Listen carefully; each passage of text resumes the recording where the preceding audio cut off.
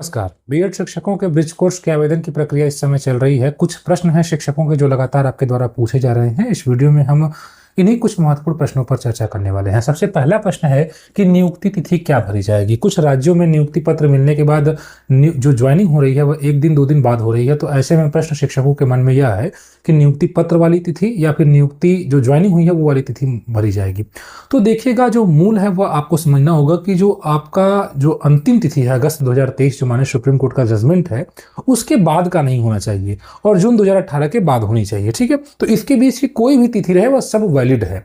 अब कौन सी भरी जानी चाहिए इसको लेकर कोई विस्तृत मार्गदर्शन नहीं दिया गया है अभी किसी भी राज्य के द्वारा, लेकिन नियुक्ति पत्र पर यह लिखा गया है कि कार्यभार ग्रहण करने की तिथि से आपकी नियुक्ति मानी जाएगी, जहां से आपको वेतन वगैरह मिलेगा। तो नियुक्ति पत्र मिल जाने भर से किसी की नियुक्ति नहीं हो जा रही है, ये मैंने कहा है। अब आप इसमें स्वयं से इसका निर्धारण करें कि आपको नियुक्ति पत्र की जो तिथि है वो वाली भरेंगे, या जो नियुक्ति पत्र पर यह बात लिखी हुई है कि नियुक्ति ग्रहण करने की कार्यभार ग्रहण करने की तिथि से माना जाएगा। तो दोनों में आप समझ लें कौन सा बेहतर होगा। हमारे हिसाब से जो ज्वाइनिंग हो रही है, जहां से आपको वेतन मिल रहा है, तभी से आपकी नियुक्ति मानी जाएगी। क्योंकि आप अगर देखते होंगे जब भी प्रमोशन वगैरह होता है तो उसमें आपकी जो ज्वाइनिंग डेट है उसे प्रमोशन वगैरह लिया जाता है। बाकी आप स्वयं से मतलब स्वतंत्र हैं, आप विभाग से भी अपने हिसाब से पूछ सकते हैं। ठीक है, दूसरा ये है कि ओटीपी नहीं आ रहा है। ओटीपी का इश्यू हो रहा है। ओटीपी में एक मेजर इश्यू हो रहा है कि जैसे ओटीपी एक बार जब आप आगे बढ़ रहे हैं, प्रोसीड कर रहे हैं, तो ईमेल वाली ओटीपी डाल रहे हैं, तो ईमेल वाली और मान लीजिए मोबाइल में डाल के जब प्रोसीड कर रहे हैं तो कोई एक गलत बता रहा है, और जब गलत बता रहा है, मान लीजिए ईमेल वाली गलत बता रहा है तो ईमेल को प्रोसीड कर रहे हैं तो फिर मोबाइल वाली गलत बता रहा है, फिर मोबाइल पे कर रहे हैं तो ईमेल वाली गलत बता रहा है। इसके लिए आपको क्या होगा, बैक का एक ऑप्शन होता है, बैक आ जाइए। ठीक है, आप दोनों को आगे पीछे मंगवाएंगे तो गलत होगा, बार बार गलत होगा। ठीक है, कल हमने भी किया तो काफी बार गलती होता है। इसको आप एक बार बैक कर लीजिए और बैक करके फिर वापस मंगवाइए, यानी कि दोनों का साथ में जब आएगा वही आपको भरना है। ठीक है, तो एक बार ओटीपी वाला जो स्टेप है उससे बैक आके फिर आगे प्रोसीड करके जाएंगी तो ये जो आपका इश्यू है वह सॉल्व हो जाएगा। तो इस प्रकार से आपका ओटीपी वाला प्रॉब्लम जो है सॉल्व हो जाएगा। भाषा कौन सी बेहतर है, देखिएगा इसमें आपको जो 25 अंकों की परीक्षा होगी तो इसमें ऐसा नहीं लगता है कि लॉन्ग आंसर आपको लिखने होंगे।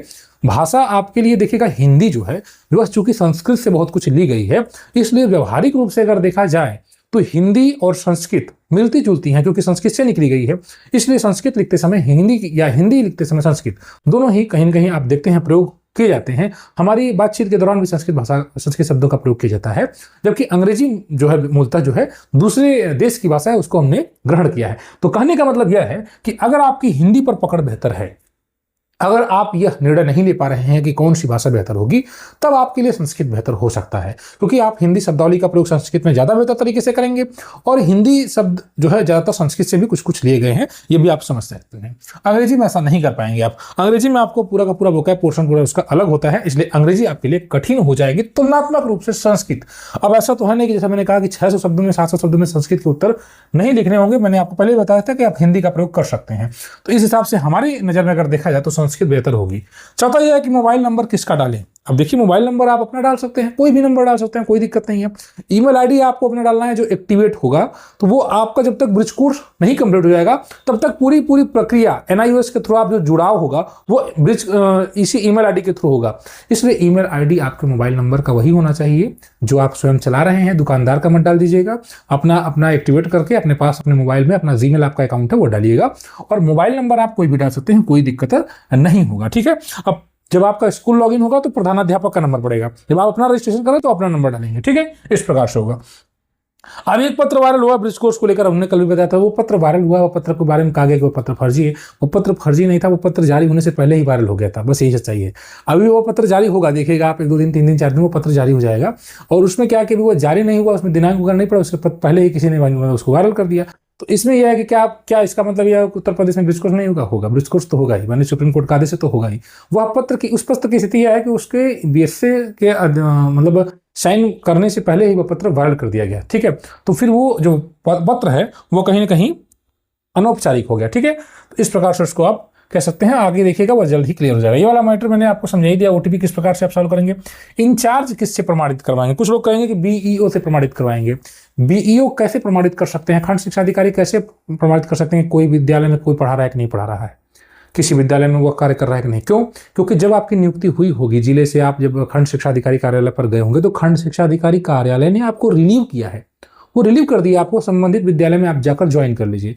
अब वो आपने ज्वाइन किया नहीं ज्वाइन किया, ये उस विद्यालय के प्रधानाध्यापक बताएंगे। बीईओ कैसे बता सकते हैं? बीईओ तो एक माध्यम है, ठीक है, मध्यस्थता की, कि हमारे यहाँ खंड शिक्षा अधिकारी कार्यालय में आया आपने, आपको हमने प्रमाणित कर वेरीफाई करके कर दिया कि ठीक है आप जाइए उस विद्यालय में, संबंधित विद्यालय में आप ज्वाइन कर लीजिए। तो आपके ज्वाइनिंग की तिथि, आपके कार्यभार ग्रहण करने की और आपके द्वारा अध्यापन करने की जो स्थिति है वह उस विद्यालय का प्रधानाध्यापक बताएगा, बीईओ नहीं बताएगा, उनको अथॉरिटी नहीं है। इसलिए अगर ये कोई कह रहा है कि इंचार्ज बीईओ से प्रमाणित करवाएं तो बीईओ ये लिख कर देंगे, तो क्या फिर स्कूल लॉगिन बीईओ करेंगे? क्या स्कूल लॉगिन का जो यूडाइस पोर्टल है, यूडाइस जो आपका कोड है और जो लॉगिन एंड पासवर्ड वगैरह है, क्या वो बीईओ अपने से करेंगे? नहीं करेंगे, उनको अथॉरिटी ही नहीं है। इसलिए ये कहना कि इंचार्ज बीईओ से प्रमाणित करवाएं, ये सही नहीं है। इंचार्ज स्वयं से ही प्रमाणित करेंगे, जब तक कोई विस्तृत मार्गदर्शन नहीं होता है। इस परिस्थिति में इंचार्ज को स्वयं से प्रमाणित करना होगा, क्योंकि इंचार्ज एक असिस्टेंट टीचर के रूप में एक तो काम कर रहे हैं, बीएड शिक्षक के रूप में एनआईएएस में आवेदन करो। दूसरा यह है कि वही इंचार्ज सरकार के द्वारा प्रमाणित रूप से वे इंचार्ज के रूप में, प्रधानाध्यापक के रूप में कार्य कर रहे हैं, ऐसे में उनकी अथॉरिटी है, तो वे स्वयं से प्रमाणित करते हैं। बाकी आप अपने स्तर से भी इसको पता कर लीजिएगा, ठीक है। एक मेजर इशू है टीचर आईडी का। टीचर आईडी का लोग बना रहे हैं कि मेरी टीचर आईडी नहीं आ रही है। कोई बात नहीं कि जिसका अपडेट होगा आएगा, जिसका अपडेट होगा नहीं आएगा। ये सब तो बीआरसी वगैरह पर जब लोग अपडेट नहीं करते तो नहीं आता, कोई दिक्कत नहीं है। उसमें जहां स्टार लगा हुआ है वही भरना है आपको, जो स्टार फील्ड है वही भरना है। जहां स्टार नहीं लगा उसको भरने की जरूरत नहीं है। टीचर आईडी नहीं भी भरेंगे तो कोई भी दिक्कत नहीं होगी। अब ट्रांसफर हो गया तो क्या हो गया? ट्रांसफर हो गया तो कोई दिक्कत नहीं है। आपका एक बार आवेदन हो गया अगर और आपका यहाँ से अप्रूवल हो गया तो आपका नामांकन हो जाएगा। जिस प्रकार से मान लीजिए आपने अगर बीएससी कर रखे हैं या बीए कर रहे हैं, तो आपने जब कहीं एडमिशन ले लिया तो आप कहीं मान लीजिए कहीं और रहने लगे तो क्या आपका एडमिशन नहीं हो जाएगा? नहीं, आपका जब एडमिशन होगा तो एडमिशन चलता ही रहेगा। उसी प्रकार से अगर आपका बीच में ट्रांसफर हो गया या ट्रांसफर आप ले रहे हैं तो भी कोई दिक्कत नहीं। आज की परिस्थिति में आप जिस विद्यालय में कार्यरत हैं वहां से प्रमाणित करा के फॉरवर्ड करा लीजिए, बस हो जाएगा। अब हम बता देते हैं आगे क्या होने वाला है। जब आप अपना फॉर्म कंप्लीट कर लेंगे, पेमेंट कर लेंगे, स्कूल लॉगिन हो गया, स्कूल लॉगिन से वेरीफाई करवा लिए, वो स्टेट के पास चला गया, जो उनके स्टेट कोऑर्डिनेटर है वहां पर पहुंच गया, वो उसको प्रमाणित करेंगे और उसके बाद आपका नामांकन हो जाएगा। यानी आपकी नामांकन संख्या वगैरह कुछ दिन में अपडेट हो जाएगी। अभी इसमें समय लगेगा, अभी तो 25 दिसंबर तक आवेदन करना है, उसके बाद स्कूल प्रमाणित होगा 4-5 दिन, और उसके बाद फिर वो आपके इस जो केंद्र बनाया गया है हर राज्य पर एक, उस केंद्र तक जाएगा और उसके बाद फिर उनके द्वारा जब प्रमाणित होगा तो फिर आगे आपका नामांकन वगैरह हो जाएगा। फिर आगे धीरे धीरे क्लासेस वगैरह शुरू की जाएंगी। तो ये पूरी प्रक्रिया रहने वाली है। बाकी इस चैनल के द्वारा लगातार आपकी हेल्प करने का प्रयास किया जा रहा है। स्टडी मटेरियल्स पीडीएफ आपको प्रोवाइड किया जा रहा है। जो एग्जाम ओरिएंटेड क्वेश्चन है उनकी प्रैक्टिस कराई जा रही है। ग्रुप बनाया गया है जिसमें डेली पीडीएफ अवेलेबल कराया जा रहा है। बेहतर करने का प्रयास किया जा रहा है। आप इस चैनल को सब्सक्राइब कर सकते हैं, जुड़ सकते हैं, ज्वाइन करिए। धन्यवाद।